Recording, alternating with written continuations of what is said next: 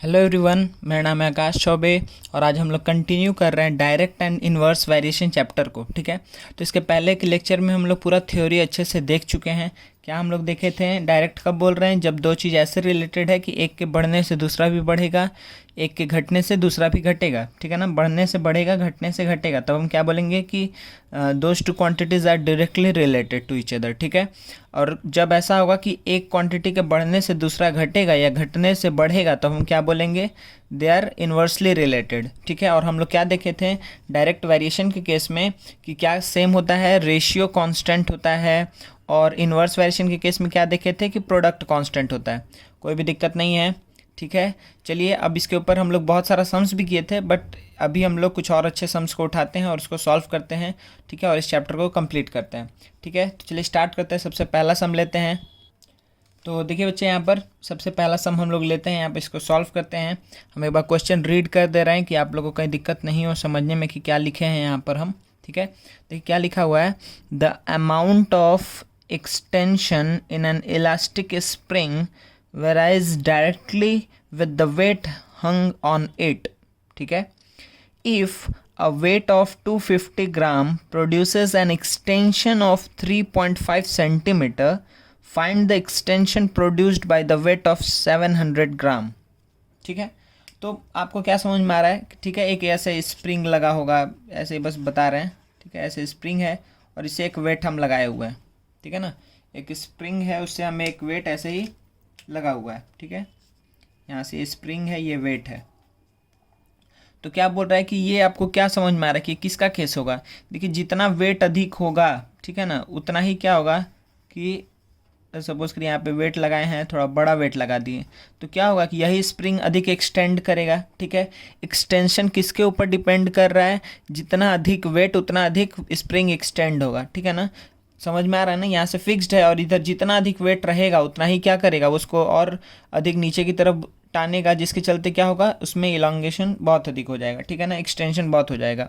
ठीक है, तो आपको यहाँ पर ये बात समझ में आया कि जो यहाँ पर एक्सटेंशन है, एक्सटेंशन क्या है? Directly proportional to what? Weight. Extension is directly proportional to wait.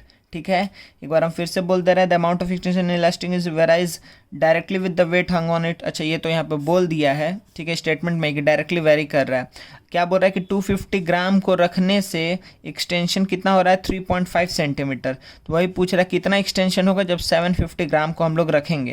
तो यहाँ पर हमको ये बात पता चल गया है कि they are what? Directly related. तो हम जल्दी से ये बना लेते हैं कि कैसे सॉल्व करेंगे इसको। देखिए यहाँ पर सबसे पहले हम यहाँ पर क्या लिखेंगे? एक्सटेंशन और इधर वेट। वेट लिख देते हैं। वेट किस में है? हम यूनिट लिख देंगे ब्रैकेट में। वेट है ग्राम में, और उसके बाद से यहाँ पे है एक्सटेंशन। ठीक है, अच्छा देखिए ध्यान से, यहाँ पर भी यूनिट आपको लिखना है। एक्सटेंशन किस में है? सेंटीमीटर में। कोई दिक्कत नहीं है। चलिए अब देखिए क्या लिखेंगे यहाँ पर हम। कितना वेट था? जब वेट था 250 ग्राम तो एक्सटेंशन कितना का हुआ था? 3.5 सेंटीमीटर का एक्सटेंशन था। तो वही पूछ रहा है कि कितना एक्सटेंशन होगा जब हम वेट रखेंगे 700 ग्राम का। कोई दिक्कत नहीं है। तो देखिए ये, क्योंकि ये दोनों क्या है, डायरेक्टली रिलेटेड है, तो हम क्या बोलेंगे? क्या सेम होगा? रेशियो सेम होगा। वेट और एक्सटेंशन का रेशियो हमेशा सेम आएगा। तो हम क्या लिखेंगे? ऐसे लिखेंगे कि 250 by 3.5 is equals to 700 by x. कोई दिक्कत नहीं है ना, कोई प्रॉब्लम नहीं। चलिए, तो x इज इक्वल्स टू क्या आ जाएगा कि 700 इंटू 35 बाई 250 इंटू 10। ठीक है, कोई दिक्कत नहीं है ना यहाँ तक? तो यहाँ पे 0 और 0 को कटा दीजिए, ये और ये गया, ये और ये गया, तो क्या बच्चा? यहाँ से देखिए 35 है, 25 है, तो 5 5 जा 25, 5 7 जा 35। तो यहाँ पे x का वैल्यू क्या आया? 49 बाई वॉट? 5। तो हम इसको क्या लिख सकते हैं? 5 9 या 45, 40, तो 9.8 वॉट? सेंटीमीटर्स। कोई दिक्कत नहीं है। तो ये आपका होगा आंसर कि अच्छा, अगर वेट बढ़ाए हैं हम, अब कितना से कितना किए? 250 ग्राम से 700 ग्राम किए हैं। देयरफॉर जो उसका एक्सटेंशन भी देखिए बढ़ गया। पहले 3.5 हो रहा था इसके केस में, तो अब अगर 700 ग्राम रखें तो 9.8 सेंटीमीटर होगा। ठीक है, और ये दिखा भी रहा है कि हाँ, they are what? Directly related. ठीक है, चलिए इसी तरह दूसरा सम हम लोग उठाते हैं जल्दी से। तो इसमें क्या है? The cost of 97 metre of cloth cloth is rupees what 242.50। तो देखिए यहाँ पर हम इधर हल्का मूव कर ले रहे हैं। हाँ, द कॉस्ट ऑफ 97 मीटर का कॉस्ट कितना बच्चा 242.50। तो what length of this can be purchased for rupees 302.50। तो देखिए बहुत फिर से ये बहुत आसान सम है, ठीक है। इसमें थोड़ा कैलकुलेशन आगे पीछे हो सकता है, लेकिन आपको पहले से पता चल गया है कि जो क्लॉथ है और उसका जो कॉस्ट है वो क्या है, डायरेक्टली रिलेटेड है। जितना अधिक मीटर का आप क्लॉथ लेंगे उतना ही अधिक कॉस्ट देना पड़ेगा, जितना कम मीटर का क्लॉथ लेंगे उतना ही कम कॉस्ट आपको पे करना पड़ेगा। समझ में आ रहा है? चलिए, तो आपको ये बात पता चला यहाँ पर कि what they are what directly related, they are in direct variation, ठीक है, they are in direct variation. चलिए, तो अगर डायरेक्ट वेरिएशन में है तो हम क्या करेंगे, यहाँ पे क्या लिखेंगे, length of cloth, length of cloth, ये किस में है, मीटर में, ठीक है ना। अच्छा, दूसरा चीज़ क्या है यहाँ पर, कॉस्ट, मतलब ओवरऑल कॉस्ट ऑफ क्लॉथ, ये किस में है, रुपीज़ में है। यूनिट ध्यान से लिखिएगा। चलिए, लेंथ ऑफ क्लॉथ कितना है, जब लेंथ ऑफ क्लॉथ है 97 मीटर तो कितना कॉस्ट पे करना पड़ा बच्चा, 242.50 कॉस्ट पे करना पड़ा। What length of this can be purchased for rupees 302.50। तो हम मान लेते हैं कि let x, what x metre of cloth आया होगा इतने कॉस्ट में, ठीक है। चलिए, तो देखिए यहाँ पर क्या करेंगे हम फिर से कि क्योंकि ये दोनों क्या है, डायरेक्टली रिलेटेड है, तो अगेन हम क्या लिखेंगे कि रेशियो सेम होगा, 97/242.50 is equals to x by 302.50। Therefore we can say x is equals to what, cross multiply होगा तो 97 से क्या मल्टीप्लाई होगा बच्चा, 302.50, ठीक है, 302.50। और फिर ये तो पहले से ही नीचे है 242.50, ठीक है। तो आप पॉइंट दोनों तरफ से हटा सकते हैं क्योंकि इसके चलते नीचे 100 होगा। यहाँ पे अगर पॉइंट हटाएंगे तो यहाँ क्या करेंगे, नीचे 100 करेंगे और यहाँ से ही पॉइंट हटाएंगे तो ऊपर 100 मल्टीप्लाई करेंगे तो ये कट जाएगा, ठीक है। अब देखिए यहाँ पर क्या होगा कि ये और ये 0 और 0 चला गया, ठीक है। हम दूसरा कलर यूज़ करते हैं कि दिखे आपको, 1 मिनट। हाँ, ठीक है। तो अब देखिए बच्चा, अब हम क्या बोल सकते हैं यहाँ पर, अच्छा ये दोनों 5 से जा रहा है ना, ये और ये 5 से जाएगा। देखिए ये 5 से कितने टाइम्स से जाएगा, 5 4 जा 20, 5 8 जा 40, 5 5 जा 25, ये कितने टाइम्स से जाएगा, 5 6 जा 30, 0 5 5 जा 25, फिर 5 से जाएगा ये दोनों, ठीक है ना। तो ये कितने टाइम्स में जाएगा, 5 9 जा 45, फिर से बचा 3 5 5 7 जा 35, सही है। अच्छा, फिर ये 5 से जाएगा कितने टाइम से, 5 1 जा 5, 5 2 जा 10, 5 1 जा 5, कोई दिक्कत नहीं है, ठीक है ना। अच्छा, फिर 97 और 97 कट गया, अब आसान हो गया हमारे लिए चीज़।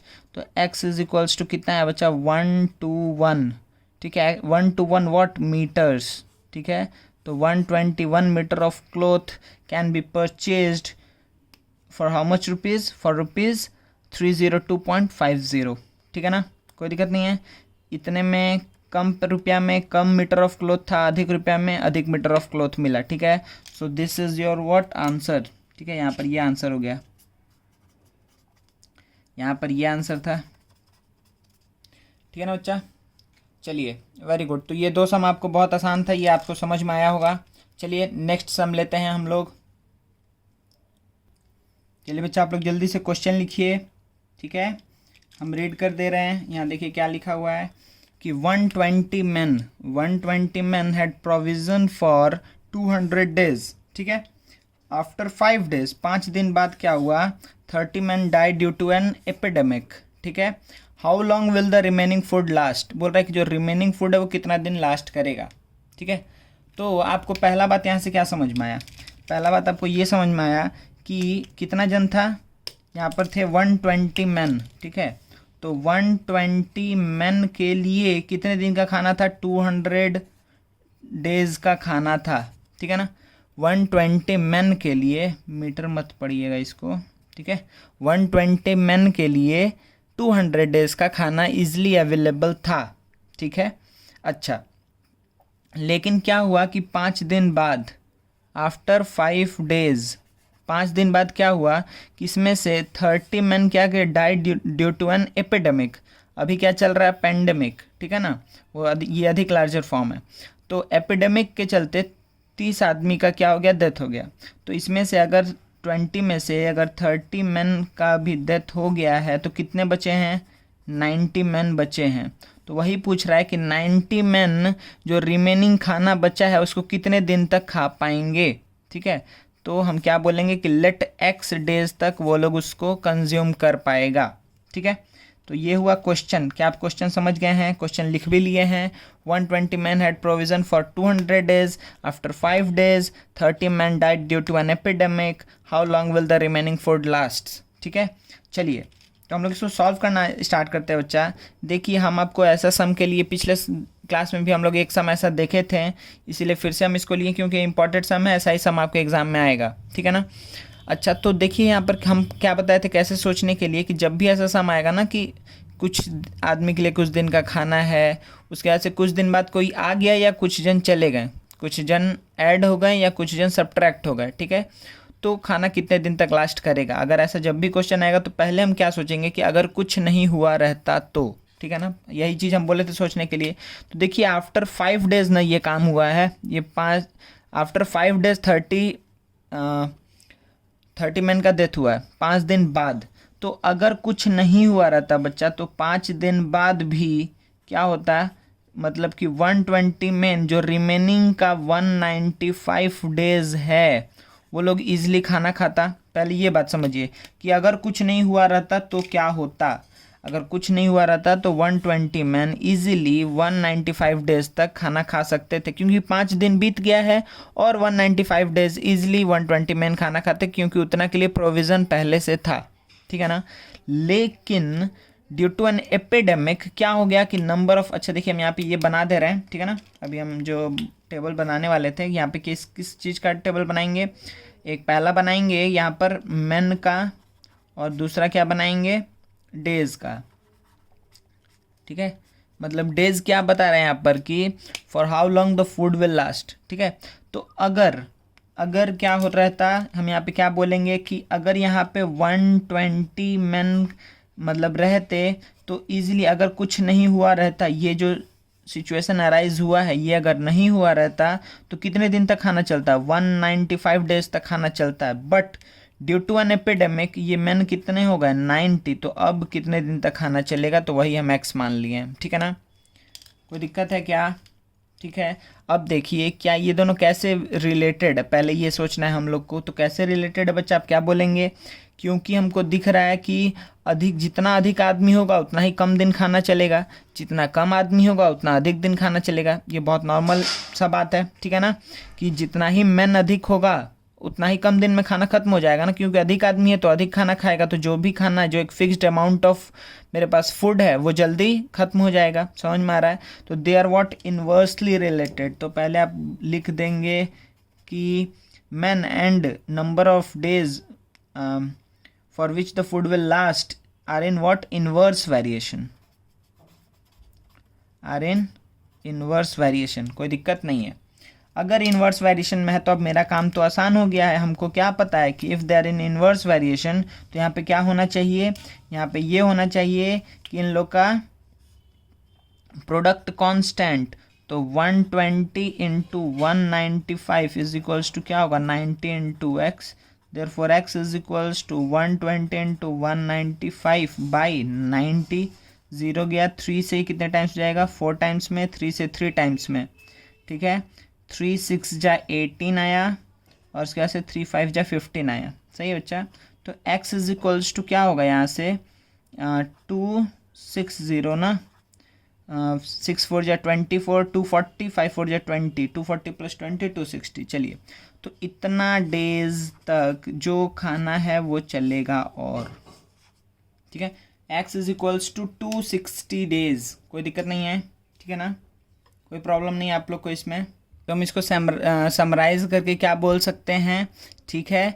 अगर 120 मैन रहता तो 195 डेज खाना चलता, ठीक है, क्योंकि अब आदमी कम हो गया है तो खाना तो अब उतना ही है, खाना किसके लिए है, 120 मैन के लिए ही खाना है। लेकिन क्योंकि अब आदमी कम हो गया है तो क्या वही खाना अब अधिक दिन तक चलेगा, क्योंकि कम कंज्यूम हो रहा है पर डे, समझ में आ रहा है, कम कंज्यूम हो रहा है तो नंबर ऑफ डेज क्या होगा, बढ़ जाएगा।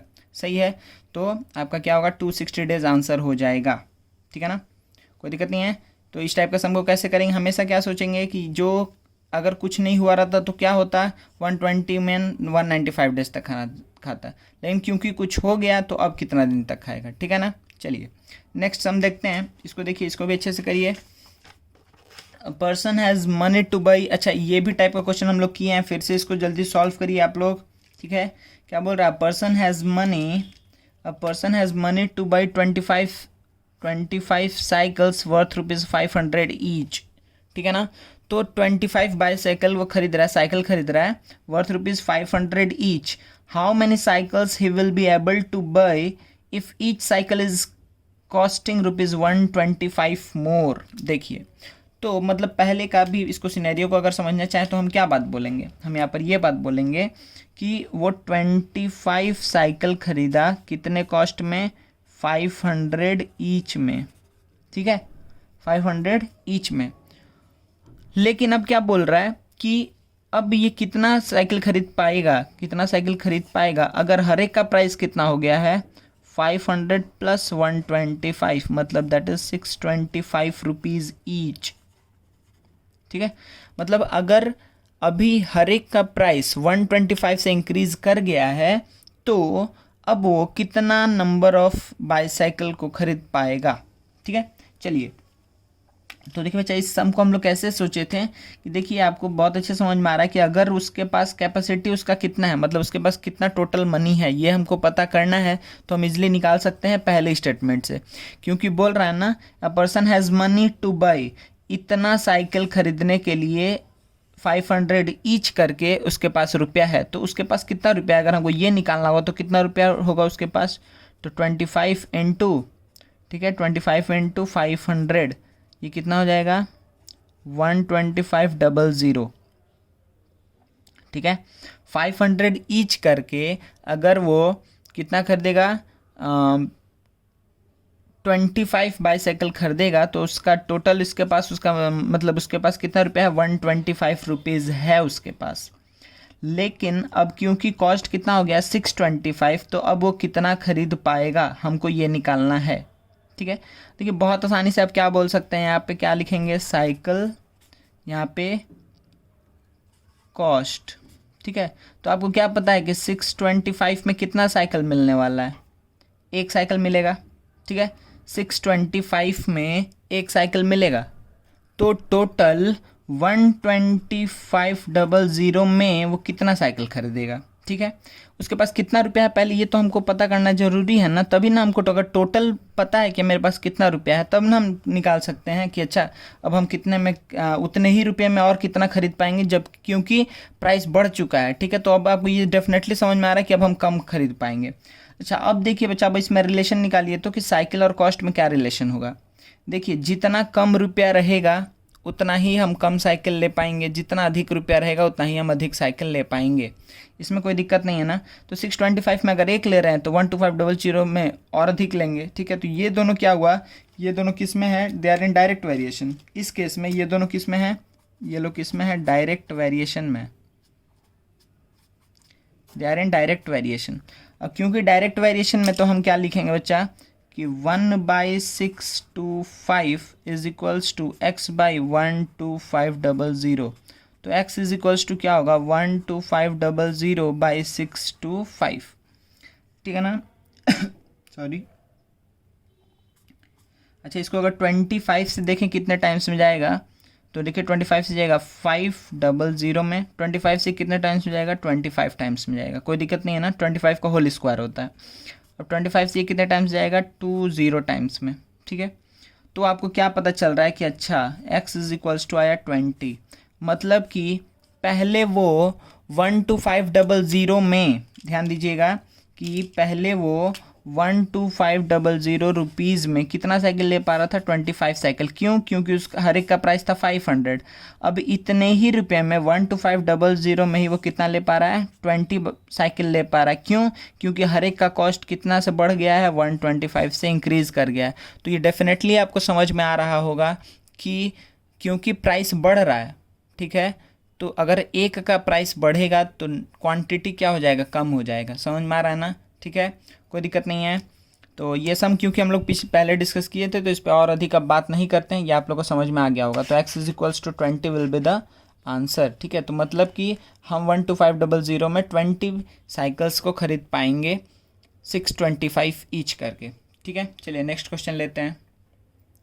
अगेन इस सम को देखिए बच्चे, ये बहुत इंपॉर्टेंट सम है। ठीक है, ये सम बहुत अधिक इंपॉर्टेंट है। जैसे वो फूड प्रोविज़न ये वाला किए थे सम, वैसे ये भी इंपॉर्टेंट है। ठीक है, ये इसका भी आने का चांसेस अधिक है एग्जाम में कि इफ़ 3 men और 4 women can earn ₹360 in a day. एक दिन में 3 men एंड 4 women, ध्यान दीजिएगा, और वर्ड यूज़ किया है यहाँ पर। ठीक है, तो जो जो चीज़ है वहाँ पर हम बोलते जा रहे हैं कि क्या ध्यान रखना है आपको। तो यहाँ पे क्या वर्ड यूज़ किया है? और। ठीक है, find how much will 7 men and, यहाँ पर एंड यूज़ किया है वर्ड। ठीक है, how much will 7 men and 9 women can earn in a day. ठीक है, तो ये स्टेटमेंट से आपको क्या पता चल रहा है कि इफ़ 3 men और 4 women कैन अर्न 360, मतलब कि आपको क्या पता चल रहा है? Work wise. ठीक है, वर्क वाइज आपको ये डेटा पता चल रहा है कि जो 3 men का काम है, जो 3 men का काम है वो इक्विवेलेंट है किसके? 4 women के काम के। ये बात आपको समझ में आया? ठीक है, क्योंकि 3 men जो काम कर रहा है, 3 men को कितना मिल रहा है? किसी एक कोई काम को करने के लिए 360 पेमेंट मिल रहा है। सिमिलरली 4 women को वही काम करने के लिए 360 पेमेंट मिल रहा है। तो वर्क वाइज हम क्या बोल सकते हैं बच्चा? वर्क वाइज हम बोल सकते हैं कि 3 men are equivalent to 4 women। कोई दिक्कत नहीं है। मतलब कि हम बोल सकते हैं क्या कि एक मैन का काम किसके बराबर है? एक मैन का काम बराबर है 4/3 वोमेन के बराबर है। ठीक है ना, work of 1 man is equivalent to या is equals to work of 4/3 women. ठीक है, अब वर्क का हम बात कर रहे हैं। ठीक है, इसीलिए आप ये मत समझिएगा कि 4/3 मतलब फ्रैक्शन ऑफ वोमेन नहीं, उसका वर्क को लेकर के बात कर रहे हैं। या फिर हम यहीं पर क्या बात बोल सकते हैं, और हम इसको क्या बोल सकते हैं कि एक वोमेन का काम कितने के बराबर है? 3/4 मैन के वर्क के बराबर है। ठीक है ना, एक वोमेन, देखिए 1 वोमेन को के लिए 4 को इधर भेज दिए, मैन के लिए 3 को इधर भेज दिए। ठीक है, तो हम इसको दो तरीका से बनाएंगे। ठीक है, एक बार वोमेन को लेकर के, एक बार मैन को लेकर के। आंसर सेम आएगा, आपके ऊपर डिपेंड करता है कि आप किसको लेकर के आगे बढ़ना चाहते हैं। तो देखिए, इफ़ 3 men और 4 women can earn ₹360 in a day, find how much will 7 men and 9 women earn in a day. देखिए, तो अब क्या बोल रहा है बच्चा कि अगर ये तो रिलेशन दे दिया है तो 7 men एंड बोल दिया, तो आपको क्या पता चल गया कि अच्छा 7 men भी काम कर रहा है और 9 women भी काम कर रही है, तो उन लोग का एक दिन का क्या अर्निंग होगा। ठीक है, चलिए, तो पहला हम केस क्या लेते हैं बच्चा? पहला हम लेके चल रहे हैं कि पहला केस हम लेके क्या चलते हैं? फर्स्ट केस हम लेके चल रहे हैं, सपोज करिए हम मेन को लेकर के आंसर निकाल रहे हैं। ठीक है, मेन को लेकर के आपको समझ में आ जाएगा अभी हम क्या बोल रहे हैं, मेन को लेकर मतलब क्या। तो देखिए, हम क्या बोलेंगे कि अच्छा 7 men और 9 women बोला है। ठीक है ना, तो 7 men और 9 women, इसका मतलब क्या हुआ कि अगर हमको मेन के टर्म में सब चीज़ लाना है तो 7 men तो रहने देंगे, 9 एक वोमेन की जगह पर हम क्या लिख देंगे? वोमेन की जगह पे हम क्या लिख सकते हैं? 3/4 men। तो इसका मतलब क्या लिखेंगे? 9 × 3/4 men। कोई दिक्कत नहीं है, 9 × 3/4 men। तो देखिए ये क्या आया? 7 men प्लस 27/4 men। ठीक है, मैन नहीं, उसका वर्क को लेकर के बात कर रहे हैं। ठीक है, हम बस बोल रहे हैं इसको लेकर के, आप कंफ्यूज नहीं रहिएगा। अगर 4 ले लिया एलसीएम तो ये कितना आ जाएगा? 28 + 27। तो 28 + 27 कितना हो जाएगा बच्चा? 55 बाई 4 मैन, मतलब 7 मैन का काम और 9 वोमेन का काम इक्विवेलेंट है 55/4 वोमेन के काम, सॉरी मैन के काम के, ठीक है। अब देखिए हम क्या ले रहे हैं कि मैन वर्सेस व्हाट, मैन और किसका ले रहे हैं, अर्निंग। तो आपको पहले से पता है कि 3 मैन का काम, 3 मैन का अर्निंग कितना है, 3 मैन का अर्निंग है 360 एक दिन का। तो आपको यही पूछ रहा है कि 55/4 मैन का अर्निंग कितना होगा। तो आपको ये दिख रहा है कि किस में, डायरेक्ट वेरिएशन में, क्योंकि जितना अधिक मैन उतना अधिक अर्निंग एक दिन में, ठीक है ना। जितना मैन अधिक होगा उतना ही अधिक अर्निंग होगा, कोई दिक्कत नहीं है। चलिए तो अब यहाँ पे देखते हैं कि x का वैल्यू क्या आना चाहिए। अच्छा तो पहले हम ये लिख दे रहे हैं, रेशियो करके लिख दे रहे हैं कि 3/360 is equals to 55/4 into x. इसका रेशियो जो होगा वही इसका रेशियो होगा। तो x इज इक्वल्स टू क्या आया, 3 into x is equals to क्या आएगा 55, x का वैल्यू आएगा 55 इंटू 360, 55 इंटू 360/3 इंटू 4, ठीक है ना। तो देखिए 12 से चला जाएगा 3 टाइम्स में, ठीक है, 3 टाइम्स में। तो x का वैल्यू कितना आएगा बच्चा, 0, 5 3 या 15 कैरी 1, 5 3 या 15, ये 1650 रुपीज़। समझ में आया। तो ये क्या पता चला कि ये क्या है कि आप इसको दो बात बोल सकते हैं कि 7 मैन प्लस 9 वोमेन का ही नहीं आया है एक दिन का अर्निंग, या फिर आप 7 मैन 9 वोमेन को हम कन्वर्ट कर लिए थे पूरा मैन के टर्म में। तो आप क्या बोल सकते हैं 55/4 मैन का अर्निंग एक दिन का कितना है, 1650। तो ये हम किसको लेकर के किए हैं, मैन को लेकर के किए हैं। देखिए सिमिलरली हम किसको लेकर के कर सकते हैं, वोमेन को लेकर के, ठीक है। सिमिलरली हम वोमेन को लेके कर रहे हैं। देखिए वोमेन में अगर करना है तो हमको फिर से टेबल किसके किसके बीच में बनाना होगा, नंबर ऑफ वोमेन, ठीक है, और यहाँ पे जो अर्निंग है, जो यहाँ पे अर्निंग है रुपीज़ में, ठीक है। तो देखिए वोमेन का क्या पता हमको कि 4 वोमेन का अर्निंग कितना है 360 पर डे। तो अभी हमको क्या करना है, 7 मैन और 9 वोमेन था। तो देखिए अगेन इस बार हम दूसरे कलर से कर रहे हैं कि आपको समझ में आए। तो 7 मैन प्लस 9 वोमेन है, ठीक है। तो हम इसको क्या लिख सकते हैं कि 7 मैन के जगह पे देखिए बच्चा हम क्या लिख सकते हैं, 4/3 वोमेन, ठीक है ना, इतनी वोमेन प्लस 9 वोमेन। इस बार हम मैन को वोमेन के टर्म में कन्वर्ट कर दिए, वर्क ऑफ मैन को वर्क ऑफ वोमेन के टर्म में कन्वर्ट कर दिए। तो ये क्या आ गया 28/3 प्लस 9। तो ये देखिए फिर से क्या आया 55/3 आया, कोई दिक्कत नहीं है, ठीक है। 27 प्लस 28/3 आएगा। तो इतने वोमेन, तो 7 man plus 9 women is equivalent to what, 55/3 women. तो अब देखिए हम यहाँ पे क्या करने वाले हैं कि 4 वोमेन अगर 360 अर्न कर रही है तो वही अब क्या नेक्स्ट क्वेश्चन है, नेक्स्ट क्वेश्चन ये है कि 55/3 वोमेन कितना अर्न करेगी, ठीक है। तो ले लेते हैं लेट वो y अर्न करेगी। तो अगेन सेम हम करेंगे कि 4/360 is equals to 55/3 into x. तो आपको यहाँ से क्या पता चला, x का वैल्यू क्या आएगा 360 इंटू क्या आएगा बच्चे यहाँ पे 55/4 इंटू 3। फिर से देखिए ये सेम जाएगा 12, फिर 12 इंटू 55 होगा, ठीक है। कुछ गलती किए हैं क्या यहाँ पे, अच्छा 12 इंटू 3 ना, हाँ हम 12 बोल रहे थे इसलिए लिख दिए। तो ये 12 नीचे आया है तो 12 इंटू 3 ये हो जाएगा। तो क्या आएगा 1650 रुपीज़। तो ये आपके ऊपर डिपेंड करता है बच्चा कि आप टोटल, मतलब जो लास्ट में जो पूछ रहा है बात कि 7 मैन एंड 9 वोमेन कितना अर्न करेंगे एक दिन में। तो 7 मैन और 9 वोमेन को आप इसके हेल्प से पूरे मैन के टर्म में कन्वर्ट करके भी आंसर निकाल सकते हैं, या पूरे को वोमेन के टर्म में कन्वर्ट करके भी आंसर निकाल सकते हैं, ठीक है ना। तो मेरे ख्याल से आपको ये बहुत अच्छे से क्लियर हो गया है कि जब भी ऐसा आएगा 7 मैन 9 वोमेन या बॉय गर्ल करके आएगा, ठीक है ना, या बॉय मैन करके आएगा, तो ये आप लोग इजीली कर सकते हैं, ठीक है। तो मेरे ख्याल से कोई दिक्कत नहीं है, हम नेक्स्ट सम में आगे बढ़ते हैं, ठीक है बच्चा।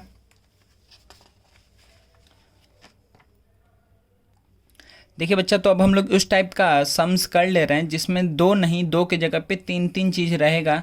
तो हम लोग का हमेशा एम क्या रहेगा कि मेरे पास अगर तीन चीज़ें, जैसे देखिए यहाँ पर क्या बोल रहा है, 18 binders bind 900 book in 10 days.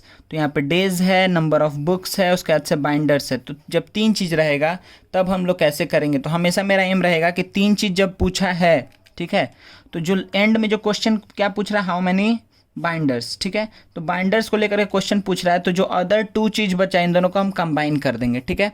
Combine करना बहुत आसान होगा, आपको समझ में भी आ जाएगा। जैसे देखिए हम लिखते हैं कि हम एक बार यहाँ पे एक डेटा लिख देते हैं, उसके बाद से फिर कंबाइन करके दिखाते हैं, ठीक है ना।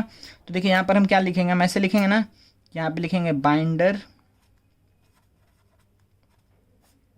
आप लोग क्वेश्चन लिख लीजिए, इफ़ 18 बाइंडर्स, हम पढ़ दे रहे हैं, if 80 binders bind 900 books in 10 days, how many binders will be required to bind 660 books in 12 days चाहिए, ठीक है। तो बाइंडर्स है, बुक्स है, और क्या है यहाँ पे, डेज है, ठीक है। तो आपको क्या पता है कि 18 binders can bind 900 books in 10 days, ठीक है। तो वही पूछ रहा है कितना बाइंडर्स बाइंड करेगा 660 बुक्स को इन 12 डेज, सही है ना। तो तीन चीज़ें यहाँ पे, तो देखिए इजीली हम क्या कर, जो पूछा है उसको छोड़ देना है, और जो अदर टू है इन दोनों को हम कंबाइन करके क्या कुछ लिख सकते हैं। चलिए इसको देखते हैं। तो देखिए हम क्या लिखेंगे यहाँ पे, बाइंडर्स, ठीक है। तो हम यहाँ पे क्या लिख देंगे कि नंबर ऑफ बुक्स बाइंड पर डे, ठीक है। बाइंडर्स के साथ हम क्या ले रहे हैं, बुक्स बाइंड पर डे, एक दिन में कितना बुक बाइंड होगा। तो आपको ये बहुत आसानी से आप बोल सकते हैं ना इन दोनों को देख करके कि अगर 10 दिन में 900 बुक बाइंड हो रहा है तो एक दिन में कितना होगा, 900/10, ठीक है ना। तो 900/10 बुक्स बाइंड होगा, बहुत आसान है। तो देखिए यहाँ पे क्या लिखेंगे हम कि 18 binders can bind how much, 900/10 is equals to 90 books per day, सही है ना। पर डे वो लोग 90 बुक को बाइंड कर रहा है। तो वही पूछ रहा है कितना बाइंडर बाइंड करेगा 660 बुक इन 12 डेज। तो 12 डेज में अगर 660 बुक है तो एक दिन में कितना करना है उन लोग को, उन लोग करना है 660/12 बुक्स पर डे। मतलब कुछ नहीं, हम डायरेक्टली भी लिखते तो आपको समझ में आया था, हम इन दोनों को कंबाइन कर दिए। ये डेज 10 दिन में अगर 900 बुक है तो एक दिन में कितना होगा, 900/10 बुक बाइंड कर पाएगा। अगर 660 बुक्स है 12 डेज में तो एक दिन में 660/12 होगा, ठीक है। तो अब हमको क्या करना है कि अब मेरे पास दिख रहा है कि हमको दो चीज़ मिल गया है। अब अगर ये बाइंडर्स है और क्या है, बुक्स बाइंड पर डे, तो इन दोनों में हमको रिलेशन निकालना है, ठीक है ना। तो आप सोचिए कि जितना अधिक बाइंडर होगा उतना ही ना अधिक बुक बाइंड होगा पर डे। समझ में आ रहा है ये दोनों में क्या रिलेशन है, डायरेक्ट। डायरेक्ट क्यों बोले हम, आपको समझ में आया क्या, क्यों हम बोल रहे डायरेक्ट, क्योंकि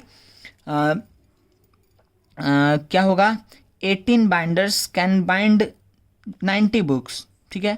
तो अगर सपोज करिए कि अधिक बुक को बाइंड करना है, तो अधिक बुक को बाइंड करना है तो अधिक बाइंडर लगेगा, कम बुक को बाइंड करना है तो कम बाइंडर लगेगा। समझ में आ रहा है ना, ठीक है।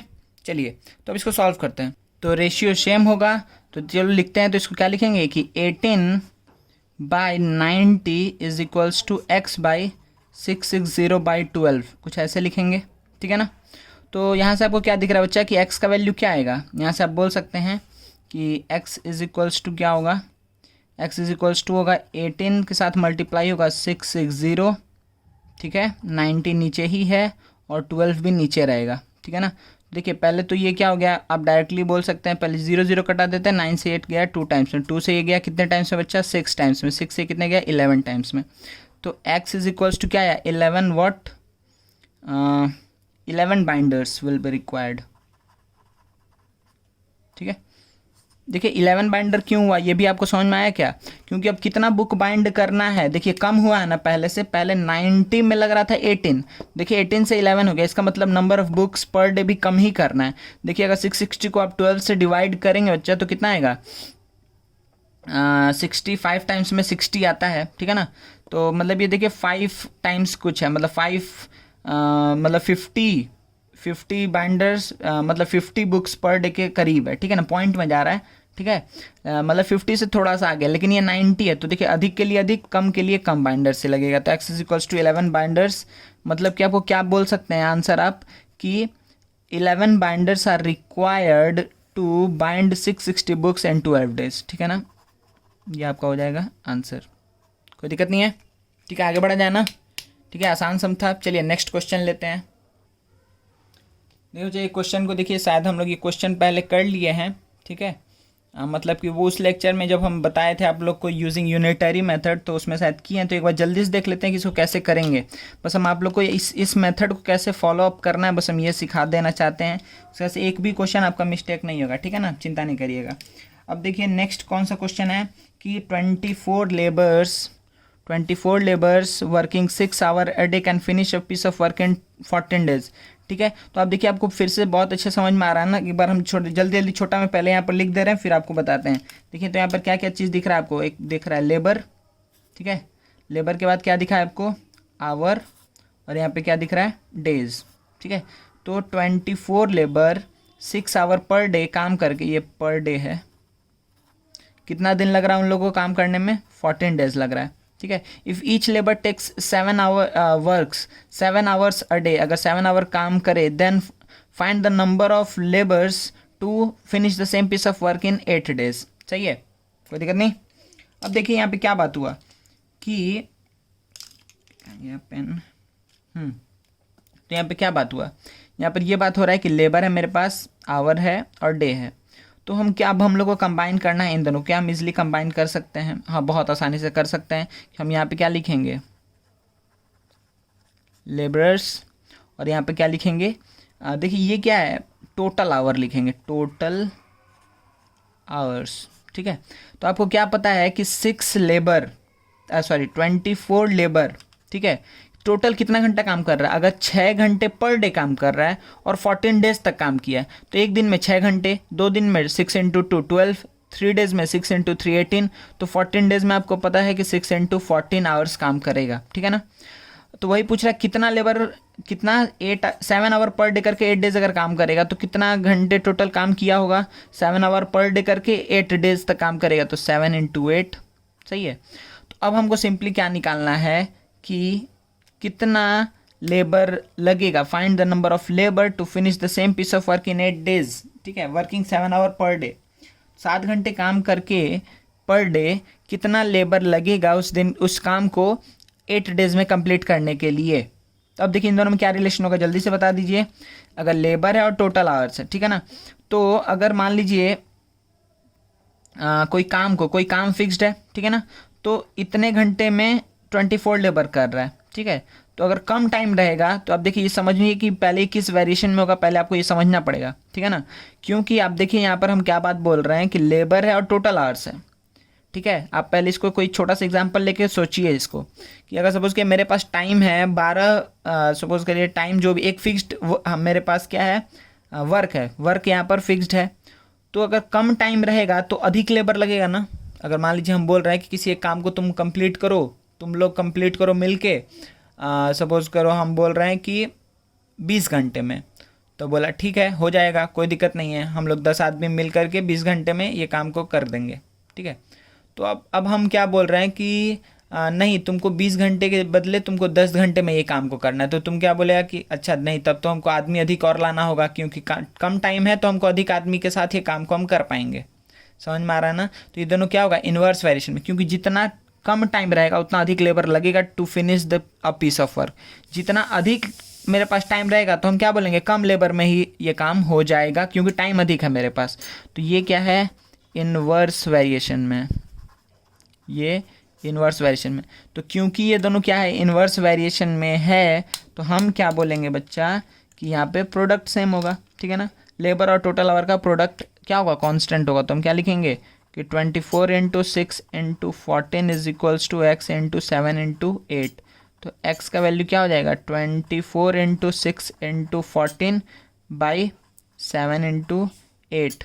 तो 8 से दिख रहा है आपको कि ये 3 टाइम्स में जाएगा, ठीक है, 8 से जाएगा 3 टाइम्स में, 7 से जाएगा 2 टाइम्स में। तो x इज इक्वल्स टू क्या हो जाएगा, 36। 8 इंटू 36 क्या, लेबरर्स, 36 लेबरर्स। तो हम क्या बोलेंगे, simply to finish the same piece of work 36 labours will be required, ठीक है, ठीक है, working 7 hour per day to 8 days, 8 days तक अगर वो लोग काम करेगा 7 आवर पर डे करके तो 36 लेबर्स लगेगा, ठीक है ना, कोई दिक्कत नहीं है। चलिए नेक्स्ट क्वेश्चन देखते हैं। ये क्वेश्चन हम लोग कर लिए ना, ये क्वेश्चन कर लिए। एक मिनट, देखिए सेम टाइप का क्वेश्चन है, देखिए अच्छे से समझिए सम को पहले कि 7 workers working 6 hour per day, इसको हम डायरेक्टली इस बार सॉल्व कर देंगे, ठीक है, समझाएंगे नहीं उतना। 7 वर्कर्स वर्किंग 6 आवर्स पर day can build a wall in 12 days, तो हाउ मेनी डेज, इस बार डेज पूछा है। Will 3 workers take to build a similar wall working 8 hour per day. अब देखिए क्या आप इन दोनों कंबाइन कर पाएंगे। अब देखिए हम पहले 3 बनाते हैं, ठीक है, उसके बाद से इजीली हम 2 को कंबाइन कर लेंगे, ठीक है। अच्छा अभी हम इसके पहले आपको बोले थे ऐसा कि जो अननोन रहेगा उसको कंबाइन नहीं करेंगे, लेकिन देखिए यहाँ पर हम क्या करेंगे, ठीक है ना। यहाँ पे देखिए क्या है, हम यहाँ पे पहले लिस्ट लिखते हैं कि मेरे पास क्या क्या पता है। वर्कर है, ठीक है, आवर्स पर डे, ये हमको पता है कितना घंटे पर डे काम कर रहा है, और यहाँ पे डेज पता है हमको। तो देखिए अगर 7 वर्कर कितना 6 आवर पर डे करके काम कर रहा है, 6 आवर्स पर day can build a wall in 12 days, तो how many days will 3 workers take to build the similar wall working 8 hours पर डे। सही है, 8 आवर्स पर डे काम करके कितना टाइम लगेगा उन लोग को। देखिए बच्चा, तो इसमें हमको ना कंबाइन करना आसान क्या है, इन दोनों को ही कंबाइन करना आसान क्या होगा, एक्स के टर्म में आएगा, कोई दिक्कत नहीं है। आवर्स पर डे और डेज को हम कंबाइन, पिछले सम में भी हम लोग आवर पर डे और डे को कंबाइन किए थे, ठीक है ना। आवर पर डे और डे को कंबाइन किए थे, कैसे हो जाएगा, टोटल हम आवर क्या हो जाएगा। अब देखिए इन दोनों को हम कन्वर्ट कर ले रहे हैं किस में, कि हमको क्या पता है, वर्कर पता है, वर्कर, और यहाँ पे क्या है, टोटल आवर्स,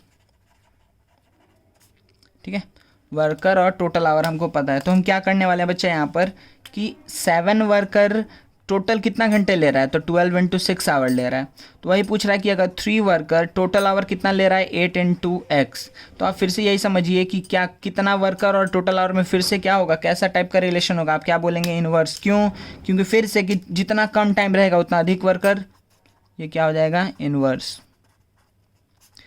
वेरिएशन में होगा, ठीक है ना। तो देखिए हम क्या बोलेंगे यहाँ पर कि हम यहाँ पे बोलेंगे कि क्योंकि इन्वर्स वेरिएशन में, तो 7 into 12 into 6 is equals to 3 into 8 into x. तो एक्स का वैल्यू क्या होगा, 7 इंटू 12 इंटू 6 बाई 3 इंटू 8, ठीक है। 3 से गया 2 टाइम्स में, 2 से गया 4 टाइम्स में, 4 से गया 3 टाइम्स में, तो x is equals to 21 what days. बहुत आसान सा चीज़ था ये, ठीक है ना, क्योंकि 7 वर्कर टोटल, देखिए टाइम कितना, 7 वर्कर को टोटल टाइम कितना लगेगा, 7 वर्कर को टाइम लग रहा है 72 आवर्स, ठीक है। तो 3 वर्कर को कितना टाइम लगेगा, तो 8 इंटू 21, इसका मतलब क्या हो जाएगा, 8 टू जा पहले, सॉरी 8 1 जा 8, 8 टू जा 16, 168 आवर्स।